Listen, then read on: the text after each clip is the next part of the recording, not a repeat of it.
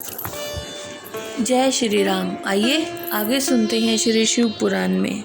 निष्पाप संध्या का वचन सुनकर भक्तवत्सल भगवान शंकर ने कहा, देवी संध्या सुनो। भद्रे, तुमने जो जो वर मांगा है वह सब तुम्हारी तपस्या से संतुष्ट होकर मैंने दे दिया। प्राणियों के जीवन में मुख्यतः 4 अवस्थाएं होती हैं: शैशवावस्था, कुमारावस्था, यौवनावस्था, वृद्धावस्था। तीसरी अवस्था प्राप्त होने पर भी देहधारी जीव काम भाव से युक्त होंगे। तुम्हारी तपस्या के प्रभाव से मैंने जगत में सकाम भाव के उदय की मर्यादा स्थापित कर दी है, जिससे देहधारी जीव जन्म लेते ही कामासक्त ना हो जाएं।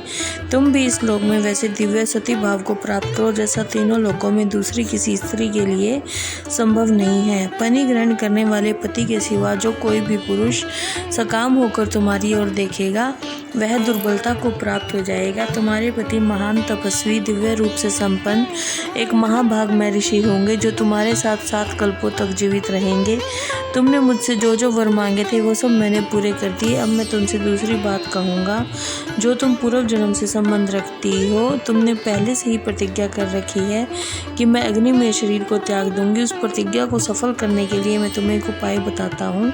मुनिवर मेधा तिथि का एक यज्ञ चल रहा है जो 12 वर्षों तक चालू रहने वाला है। उसमें अग्नि पूर्णतया प्रज्वलित है। तुम बिना विलंब किए उस अग्नि में अपने शरीर का उत्सर्ग कर दो।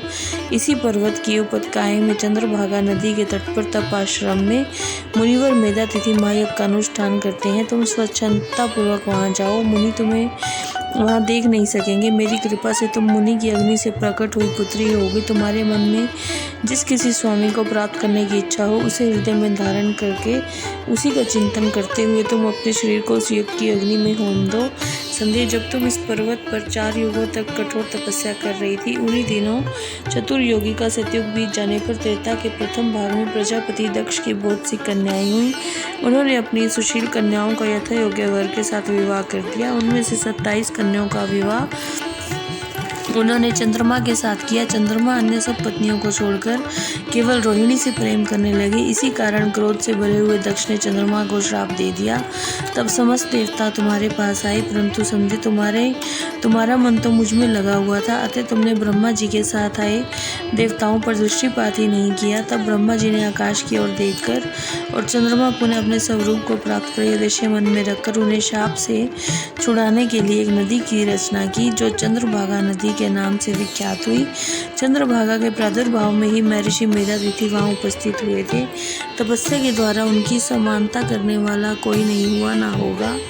उन महर्षि ने महान विधि विधान के साथ दीर्घ काल तक चलने वाले ज्योतिष्ठोम नामक यज्ञ का आरंभ किया। उसमें अग्निदेव पूर्ण रूप से प्रज्वलित हो रहे हैं।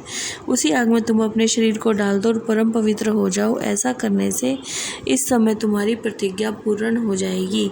इस प्रकार संध्या को उनके हित का उपदेश देकर देवेश्वर भगवान शिव वहीं अंतर ध्यान हो गए। जय श्री राम।